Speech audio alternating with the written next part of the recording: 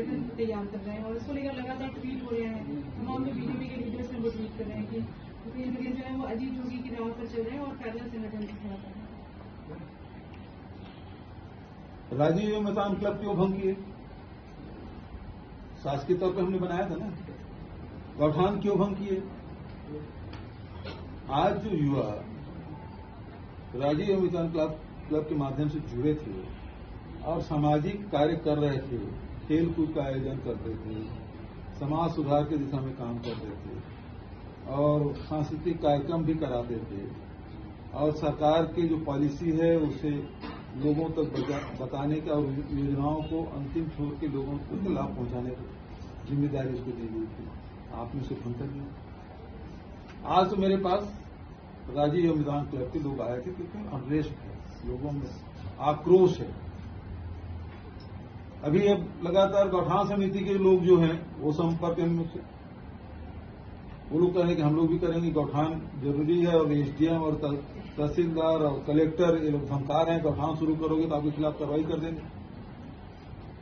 तो गौठान समिति वाले भी जा रहे हैं। गौठान में बहुत सारे स्व सहायता समूह महिलाएं काम कर रही थी। कोई मशरूम बनाने का काम कर रहे थे, कोई अगरबत्ती बनाने का काम कर रहे थे, कोई गो काट बना रहे थे, कोई प्राकृतिक पेंट बना रहे थे। वो महिला लोग भी चाहते हैं कि हम लोग आपसे सम्मेलन करें। तो सारे इस प्रकार की जो गतिविधियां हम संचालित कर रहे थे, चाहे नए नए संगठन बना के और जिसे समाज को जोड़ने के लिए काम कर रहे थे, सामाजिक और राजनीतिक और आर्थिक उन्नति के लिए प्रयासरत थे, उसको सब आपने बंद कर दिया और ये लोग सब संपर्क करना चाहते हैं। तो कल मैं यदि गौठान समिति के लोग बुलाऊंगा तो फिर एक और पार्टी बनाने की बात होगी, फिर महिला समूह वो बुलाएंगे और वहां जाऊंगा, वहां भी यही बात होगी।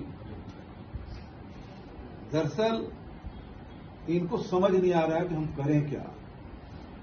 ये जो जितने भी जो पेमेंट शीट में रखे हुए हैं ना, इनके माध्यम से बुलवा रहे हैं लोग, क्योंकि स्थिति भाजपा में भयावह है। मेरी स्थिति जहां तक है कांग्रेस में मुझे मुख्यमंत्री पार्टी के प्रदेश अध्यक्ष बनाया, अनेक बार विधानसभा टिकट दी, अनेक बार लोकसभा टिकट दी और जहां जहां भी चुनाव हो रहे हैं वहां भेज रहे हैं।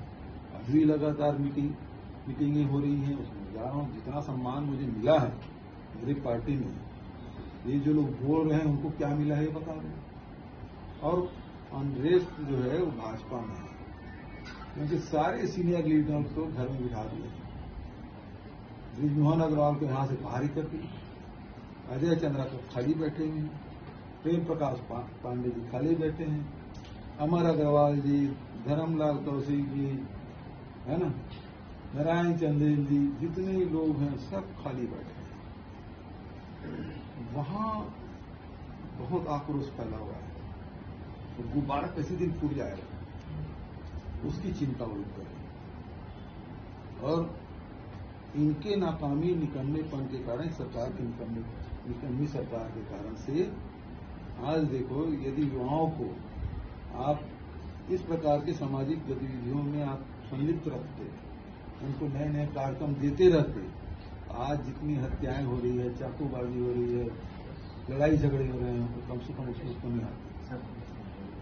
आज गौठान बंद कर दिया और उसके कारण से आज फसल बचाना मुश्किल हो रहा है किसानों को, रोड में एक्सीडेंट हो रहा है, उसमें कम से कम कमी आती है।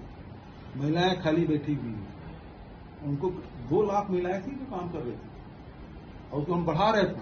रिपा 300 रिपा खोले, बना स्ट्रक्चर, लेकिन बंद। तो रोजगार के जो नए अवसर हमने शुरुआत की थी और जन जागरण के लिए जो राजीव मैदान क्लब बनाया था, सबको आपने बंद कर दिया। और उसके बाद बहुत बेशर्मी से आरोप लगा देते हैं, अरे बदलने वाले बिकने वाले तुम लोग हो गए, भूपेश बघेल नहीं। ये सवाल करने से पहले 10 बार सोच लेना था, समझिए ना।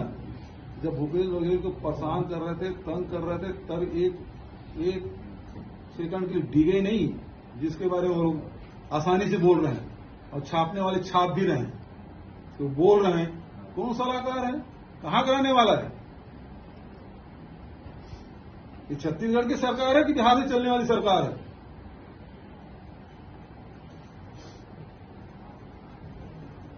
इस बात को देख लीजिए। अब राजनीतिक बयान है, राजनीतिक लोग दें। ये तनख्वाह में रखे हुए लोग अब बयान देना, राजनीतिक बयान देना, मतलब इतना अकाल बढ़ गया भारतीय जनता पार्टी में। कोई अब विष्णुदेव साय के पक्ष में खड़ा होने वाला भी नहीं है कि उसको एक